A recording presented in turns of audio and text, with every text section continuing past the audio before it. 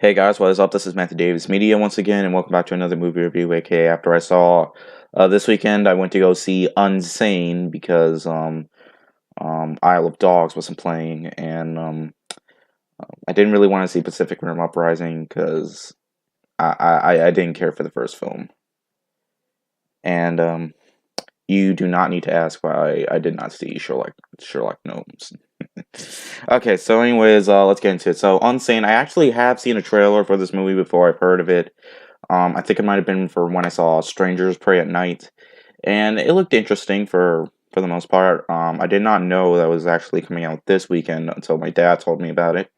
So, yeah, let's get into it. So, Unsane is about a young woman who has been committed to a mental institute where she is confronted by her greatest fear, and apparently the audience doesn't know if it's real or if it's just her delusion.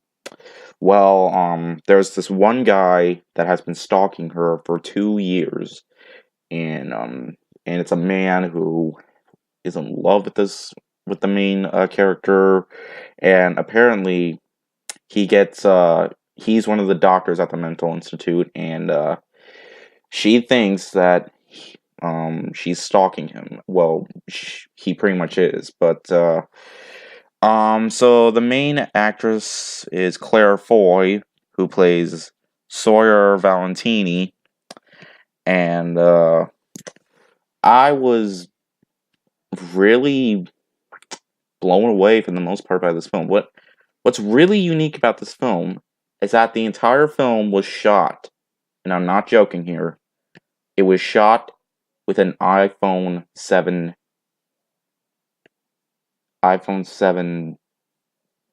I'll just say iPhone 7.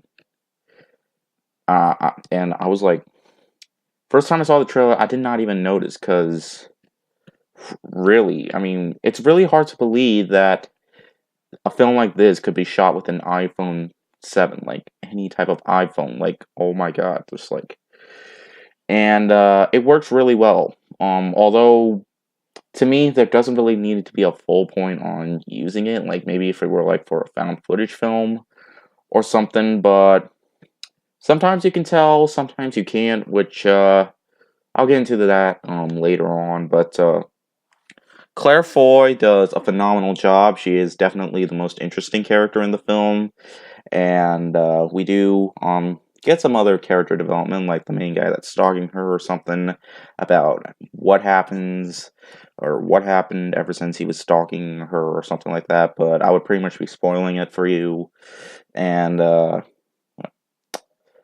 yeah, I was just really focused on seeing what exactly would happen. Like I was wondering if this is gonna be like a twisty, turny film. Which it's not really like a big twisty and turny film. There are some issues with the film, like there are a couple of plot holes which I'm not gonna really get into. You'll just have to see the movie for yourself, and they're noticeable. And yeah. What's really impressive is the budget for this film. Like I've been looking for what the budget of this film, but I'm pretty sure it's really short. I mean, given the fact that this was shot on an iPhone 7. Like I said before, there didn't really need to be there wasn't really a whole point of just using an iPhone 7, but for the most part it's really impressive just to see a film like this on the big screen that was entirely made with an iPhone 7. Like even in the end credits, it just goes by super fast. Like the end credits are like less than a minute long. Each part of the end credits there's like 2 seconds long. I mean, move on to the next one, and yeah.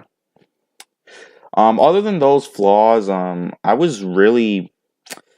say this is one of the most original films I've seen, but it kind of is for the most part. Oh yeah, I forgot to mention this is directed by Steven Soderbergh, who directed last year's Logan Lucky, and I think the first two Ocean's films. I think it might have been, um, and pretty much yeah. So for the most part, I was really surprised by this film. I can see how it has mostly positive reviews. Most critics have really enjoyed it, but some people out there are really gonna not like this film. Like, here's the thing.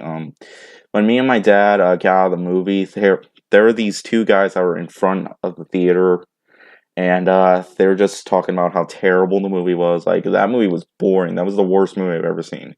And then they literally went up to the manager and asked for a refund. That's actually kind of funny. I'm not gonna lie, because I mean, you can't really get your money back after you've seen the entire movie. I mean, have you all seen that episode of South Park? But really, some people are really not going to like this film. But there are many people out there that are going to enjoy this film. And for something like this, it's hard to believe that I actually went to see this film in a theater. Like, this is something that I would usually watch like at home, because I've watched a lot of at home modern horror films like The Void, The Devil's Candy, or The Autopsy of Jane Doe, which has been a limited release theaters, like, and like at film festivals or something. But for the most part, that was kind of more of a straight to video horror film. I'm not sure if it was released in theaters. I don't think it was. Might have been for the ones that for the critics, but that's what it kind of felt like. But no, this was a wide release film, and it was definitely worth the 97 minutes I've spent on watching this film. So for the most part, it's a very well acted film. It has some really good atmosphere and has you like thinking and stuff like that. And for the most part, I was actually kind of entertained because I wanted to see what would happen next. So yeah, for the most part, I'm gonna give Unsane a 4 out of 5. This really makes up for Isle of Dogs not playing this weekend. Uh, um, so yeah, next weekend, really looking forward for Ready Player One, and I promise you guys, I'll see Isle of Dogs down the road when it's playing in more theaters. I think they said like April 13th it might, but whatever, it'll be worth the wait. But so yeah, it's getting really late now. I should probably get going to bed. So yeah, hope you guys enjoyed this video, and I'll see you guys later. Word out.